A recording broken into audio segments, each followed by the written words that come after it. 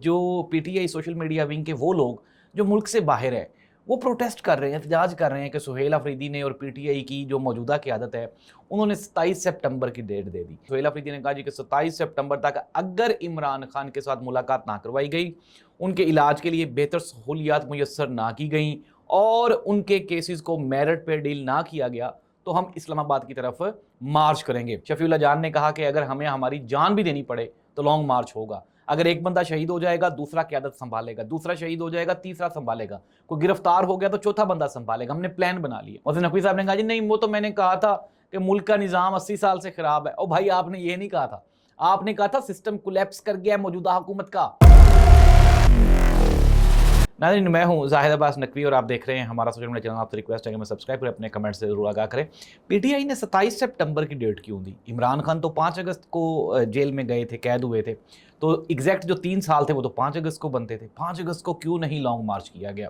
علیمہ خان اور جو P T I social media wing کے وہ لوگ جو ملک سے باہر ہیں وہ پروٹیسٹ کر رہے ہیں، احتجاج کر رہے ہیں کہ سہیل آفریدی نے اور پی ٹی آئی کی جو موجودہ قیادت ہے انہوں نے 27 سپٹمبر کی ڈیٹ دے دی۔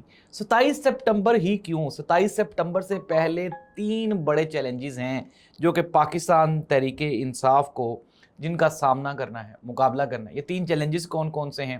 اور شہباز شریف صاحب کی حکومت دوبارہ پھر سٹیبل ہو گئی۔ محسن نقوی صاحب نے اپنا دیا ہوا بیان واپس لے لیا۔ کیا حکومت نہیں جا رہی؟ بالکل بھی نہیں، یہ حکومت سٹے کرے گی ہی نہیں، یہ جائے گی ہی جائے گی۔ اس کی ایک اور گواہی ہے، وہ کیا ہے وہ بھی ڈیٹیل شامل کریں گے۔ پروگرام کا باقاعدہ آغاز کرتے ہیں۔ سب سے پہلے پاکستان تحریک انصاف نے ایک انتہائی کامیاب پاور شو کیا اور یہ عمران خان کی غیر موجودگی میں پاکستان تحریک انصاف کا پہلا سب سے کامیاب پاور شو تھا۔ اتنا کراؤڈ اس سے پہلے کبھی بھی نہیں نکلا۔ ایون کہ اگر آپ یہ کہیں کہ اس سے پہلے 3-4 مرتبہ جو لانگ مارچ کیے گئے اس میں، پھر اس کے بعد جلسے کیے گئے اس میں بھی اتنا کراؤڈ نہیں تھا۔ ریزن کیا تھا؟ ریزن یہ تھا کہ اس کراؤڈ کی جو بنیاد تھی یا وہ اس بات پہ رکھی گئی تھی کہ عمران خان کی رہائی کے لیے لانگ مارچ کیا جائے گا اور اس میں فائنل آپ کو ڈیسیژن بتایا جائے گا کہ کیا ہوگا۔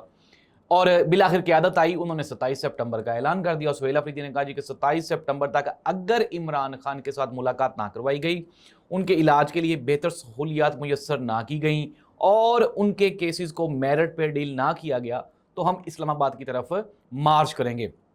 اب ناظرین، 27 سپٹمبر کا مطلب ہے اپروکسیمیٹلی کو 1.5 مہینہ۔ اب اس 1.5 مہینے میں پاکستان تحریک انصاف کرنا کیا چاہتی ہے؟ اچھا، اب P T I, Alima Khan اور جو یو کے والے لوگ ہیں وہ کہہ رہے ہیں یار یہ تو بڑا غلط ہو گیا، 1.5 مہینے کا ٹائم دے دیا۔ ناظرین، فرسٹ آف آل آپ اگر موجودہ پاکستان کا سینیریو دیکھیں تو سہیل آفریدی اور پی ٹی آئی کی قیادت نے ایک بہت ہی عمدہ اور وائز اور پولیٹیکل ڈیسیجن کیا ہے۔ وجہ کیا ہے؟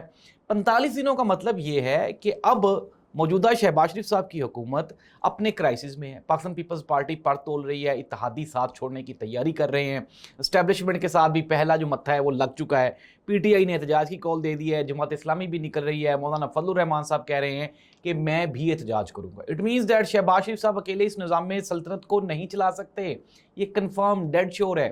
اور اسی چیز کو مد نظر رکھتے ہوئے پاکستان تحریک انصاف نے 1.5 مہینے کا ٹائم دیا کہ اس 1.5 مہینے میں جو فردر چیزیں ڈیویلپ ہونی ہیں، نئے صوبوں کا قیام ہے، 28ویں ترمیم ہے، اتحادیوں کا بھی کوئی فیصلہ ہو جائے گا تو پھر ہم نکلیں گے۔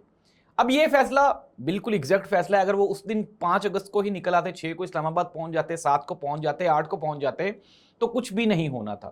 اب ہم آج ناظرین، لانگ مارچ تو ہوگا، 27 سپٹمبر کو ہوگا۔ پی ٹی آئی نے کہہ دیا، شفیع اللہ جان نے کہا کہ اگر ہمیں ہماری جان بھی دینی پڑے تو لانگ مارچ ہوگا۔ اگر ایک بندہ شہید ہو جائے گا دوسرا قیادت سنبھالے گا، دوسرا شہید ہو جائے گا تیسرا سنبھالے گا، کوئی گرفتار ہو گیا تو چوتھا بندہ سنبھالے گا۔ ہم نے پلان بنا لیا۔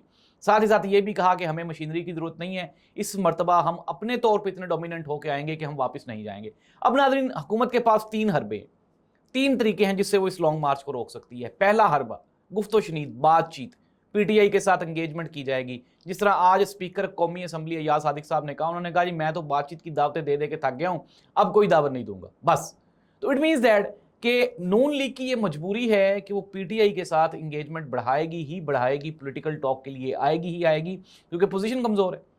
دوسرا حربہ، اگر فار ایگزامپل بات چیت ناکام ہو گئی، 27 سپٹمبر کو نکلنا پڑ گیا، آپ نکل پڑے، اب حکومت آپ کو روکے گی آپ کو ہر ممکنہ طریقے سے۔ پی ٹی آئی کے لیے سب سے بڑا چیلنج 27 سپٹمبر کو وہاں سے نکلنا اور سورسز کا اکٹھا کرنا۔ پیسہ چاہیے، مین پاور چاہیے اور پارٹی میں اتحاد چاہیے۔ قیادت کو ایک ہی پلیٹ فارم پہ اکٹھا ہونا چاہیے، فیملی کو بھی اور تمام قیادت کو بھی ایک ہی پلیٹ فارم پہ اکٹھا ہونا ہوگا۔ بہت بڑا چیلنج ہے پاکستان تحریک انصاف کے لیے. لیں جی, اب دوسرا جو سٹیپ ہے وہ بھی آپ نے کراس کر لیا, آپ نکل آئے, آپ کو حکومت نہیں روک سکی اٹک پل پہ اور آپ اسلام آباد آ گئے. اگر آپ اسلام آباد آ گئے تو حکومت نے تو پچھلی مرتبہ گولی چلا دی تھی, اور گولی تو اس مرتبہ چلتی ہے اور چلتی آ رہی ہے. کشمیر میں چل گئی, اس کے علاوہ وزیر آباد میں چل گئی, اس سے پہلے اسلام آباد میں چل گئی, بلوچستان میں چل رہی ہے, گولی تو چل رہی ہے. اسٹیٹ کہتی ہے میں ہارڈ ہوں. ایسی صورتحال میں پاکستان تحریک انصاف کا سب سے بڑا چیلنج ہوگا, اور اگر گولی چلے گی تو پھر اس کا کیا رد عمل ہوگا, اس کی کیا تیاری ہے, یہ بھی پاکستان تحریک انصاف نے پلان کرنا ہے. اور کہا یہی جا رہا ہے کہ اس مرتبہ پی ٹی آئی یہ تینوں چیزوں کا علاج لے کے اسلام آباد آ رہی ہے, اور یہی وجہ ہے کہ اس لانگ مارچ کو آپ پچھلے لانگ مارچز سے مختلف کنسیڈر کر سکتے ہیں. بیرسٹر گوہر, سہیل آفریدی, عمران خان کی بہنیں اور سوشل میڈیا, اب یہ سارے کا سارا ایک ہی پلیٹ فارم پہ اکٹھا ہو چکا ہے. شہباز شریف صاحب کی حکومت نہیں رکے گی, نہیں رکے گی, نہیں رکے گی. اپنا محسن نقوی صاحب جتنی مرضی کہہ لیں, محسن نقوی صاحب نے کہا جی نہیں وہ تو میں نے کہا تھا کہ ملک کا نظام 80 سال سے خراب ہے. او بھائی آپ نے یہ نہیں کہا تھا, آپ نے کہا تھا سسٹم کولیپس کر گیا ہے موجودہ حکومت کا, اور آپ نے یہ بھی کہا تھا کہ یہ ڈیموکریسی یہ ٹینیور پورا کریں گے, یہ نہیں کہا تھا شہباز شریف صاحب پورا کریں گے. وہ تو بعد میں آپ نے جب میاں نواز شریف صاحب کی ملاقات ہو گئی, لیکن ناظرین تیر کمان سے نکل چکے ہیں. Now it's over, dead over. اور میں آپ کو بتا رہا ہوں, آپ جتنے مرضی انٹرنیشنل دورے کر لیں, جو مرضی کر لیں, اب شہباز شریف صاحب کی گورنمنٹ نہیں بچے گی, کیونکہ اب حالات آؤٹ آف کنٹرول ہو چکے ہیں. اس دعا کے ساتھ کہ اللہ کرے کہ اگر لانگ مارچ اللہ کرے ہو ہی نہ, یار ملک کے لیے کوئی ضروری تو نہیں ہے, مفید تو نہیں ہے.